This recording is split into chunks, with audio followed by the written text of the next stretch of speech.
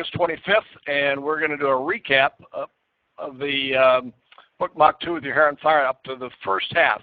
We're going to talk about everything up to the actual implementation of the very simple process that Richard Brooke talks about in here that literally transformed his life.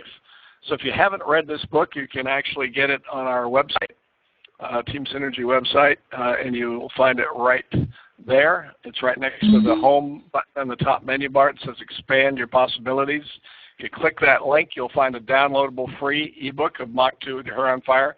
If you don't have it, guys, you definitely want to get it in a good use of time over the Labor Day weekend. Will be to read that book cover to cover. It'll take you maybe an hour and a half. It's a very easy read, and it's a mind blower. So I strongly encourage you to do that. The book is about self-motivation, and it's actually about writing, directing, producing, and starring in your own mind movie about your life with powerful results.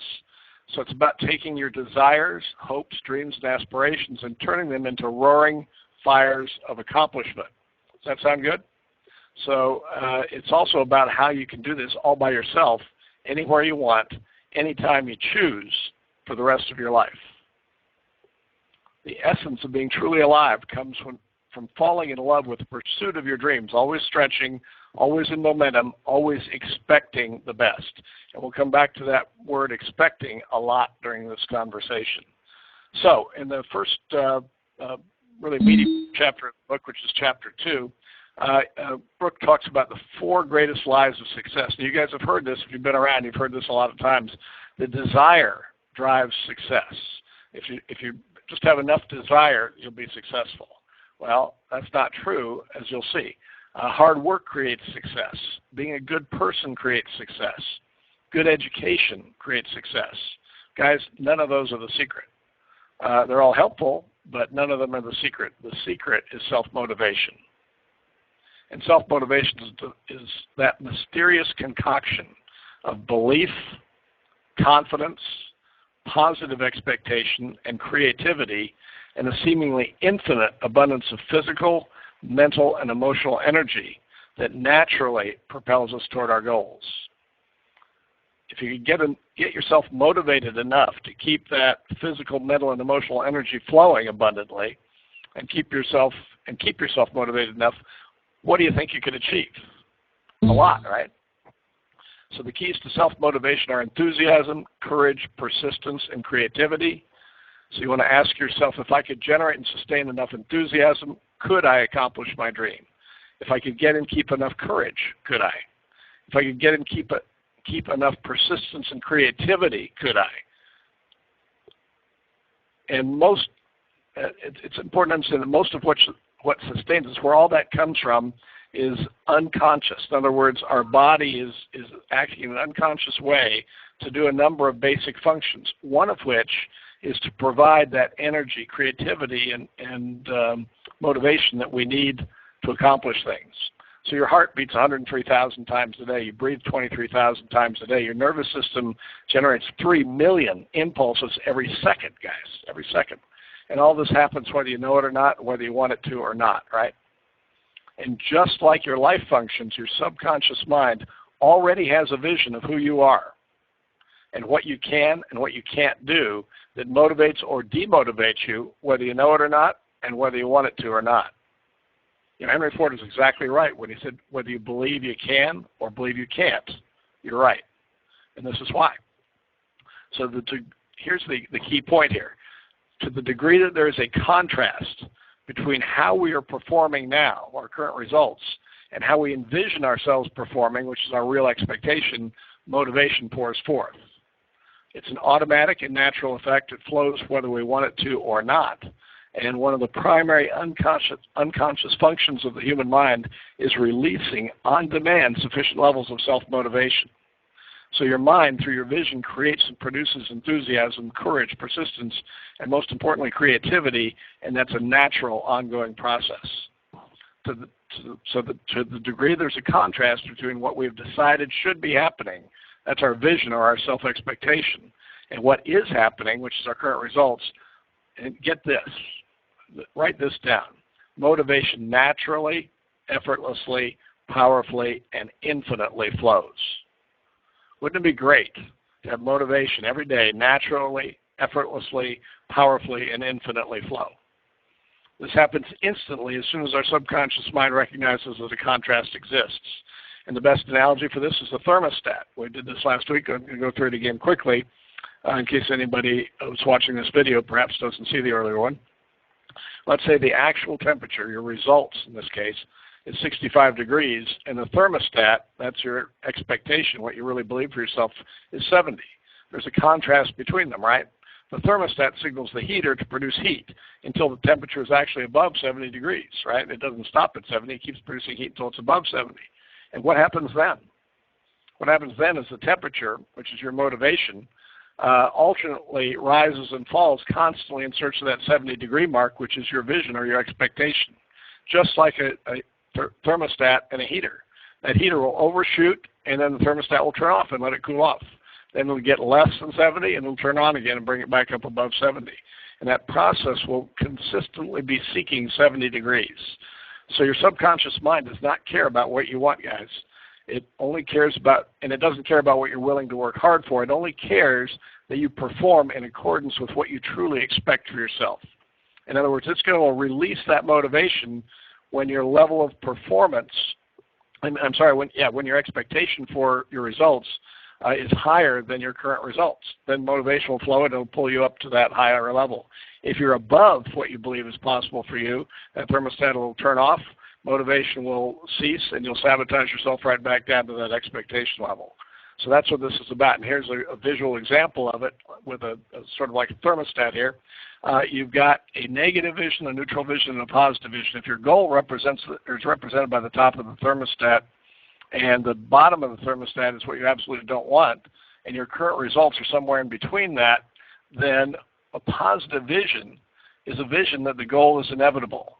A neutral vision is the status quo. In other words, the neutral vision says, where I am now is the best I can do. And the negative vision says it'll probably get worse. And what will happen is that is exactly like setting your thermostat. So whichever it is, if this is your current reality and your expectation is down here, you'll find ways to pull yourself down, just like a thermostat will turn off and let the heat cool off.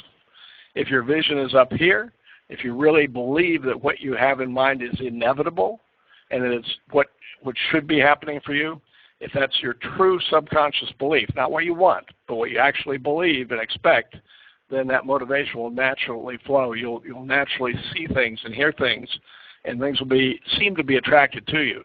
But what's really happening is that there are millions and millions of input, and your subconscious mind is filtering out stuff that's not relevant to what you believe and what it matters to you, it thinks. So it's filtering that stuff out that may be helpful unless you believe that you can achieve that, in which case it filters it in. So that's the law of attraction. That's why it works. So going on, this is the author speaking. The first time I was confronted, and this is so profound. I want you guys to really absorb this and think about it tonight, and then begin to write down what it is you want to accomplish, because we'll talk about how to get at that starting next Tuesday. But what he said was, the first time I was confronted with the science of self-motivation, I rebelled. My instructor urged me to write down my goals and to study motivational books like Think and Grow Rich. I was told if you read that book and others like it and listen to tapes by successful people, then you'll begin to think like they do. And once you start thinking those thoughts and believing those beliefs, you'll become as successful as they are. I thought that was baloney.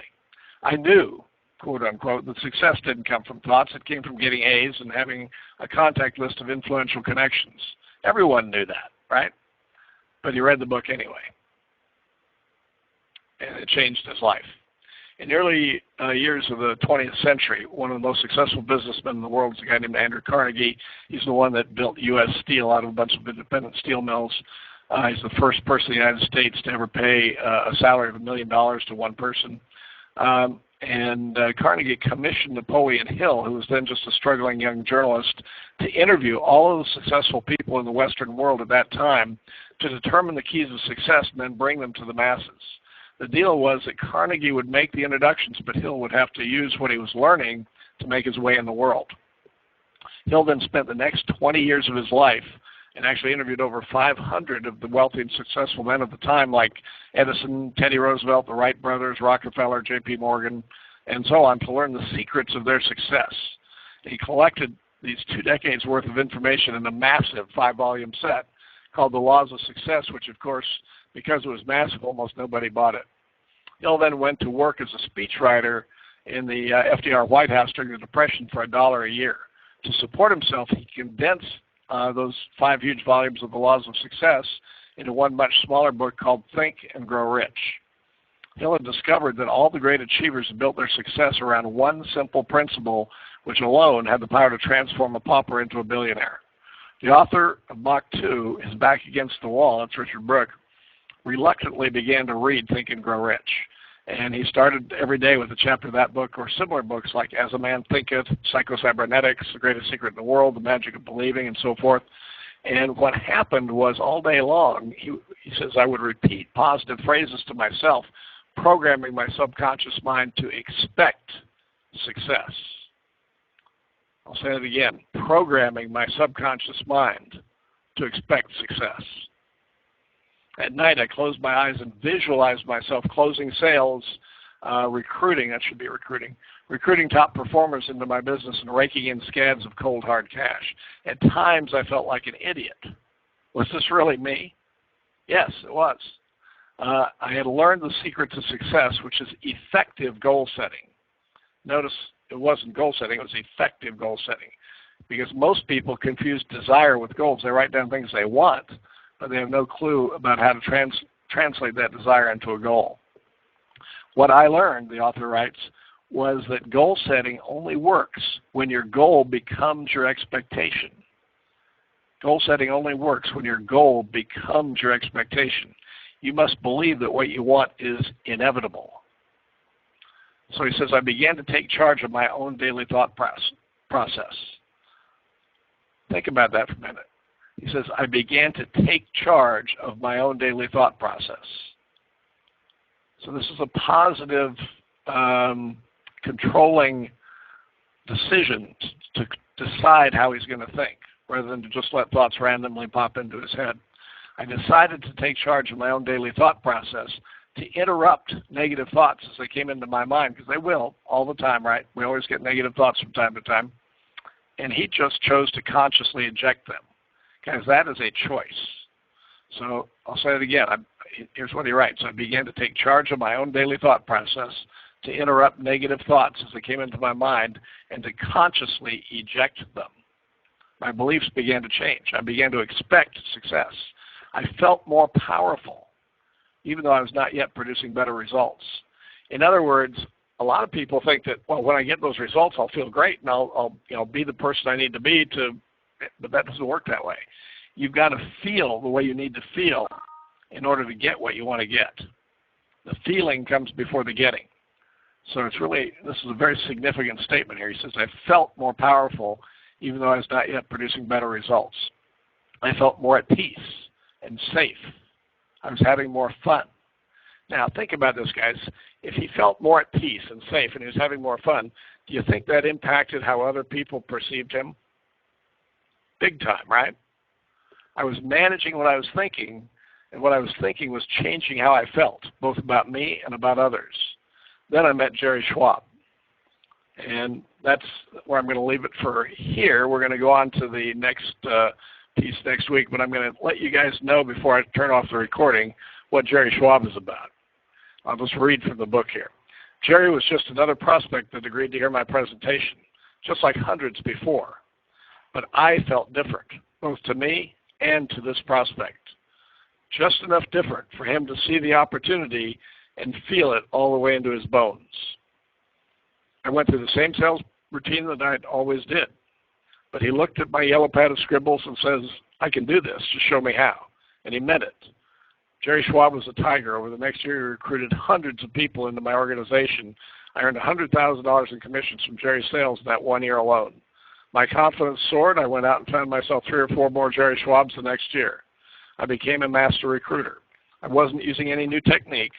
I was selling the same opportunity I'd been selling for 4 years.